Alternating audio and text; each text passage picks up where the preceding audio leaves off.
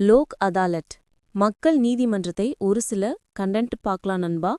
லோக் அப்படின்னா மக்கள், அதாலத் அப்படி என்றால் நீதிமன்றம்.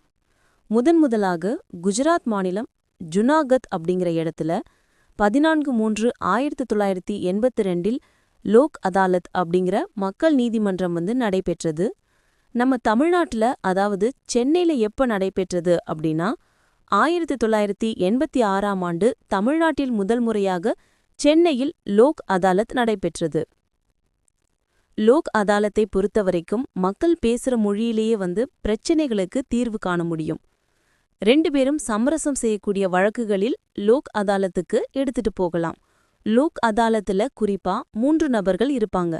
ஒரு ஓய்வு பெற்ற மாவட்ட நீதிபதி, ஒரு சமூக பணியாளர், ஒரு வழக்கறிஞர். லோக் அதாலத்துக்கு உரிமையியல் நீதிமன்றத்திற்கு இணையான அதிகாரம் இருக்கு. லோக் அதாலத்துல ஒரு கேஸ் ஃபைனல் ஆயிருச்சு அப்படின்னா அதை எதிர்த்து மேல்முறையீடு பண்ண முடியாது. தனியா ஒரு கேஸ் போட்டு வேணா நம்ம அதற்கு தீர்வு கண்டுக்கலாம். 2002ஆம் ஆண்டு பாராளுமன்றத்தில் 1987ஆம் ஆண்டு இடம்பெற்ற சட்டப்பூர்வ சேவைகள் அதிகார அமைப்புகள் சட்டம் திருத்தப்பட்டு அதன் விளைவா இப்ப நிரந்தர லோக் அதாலத் அமைக்க வழிவகை பண்ணிருக்காங்க.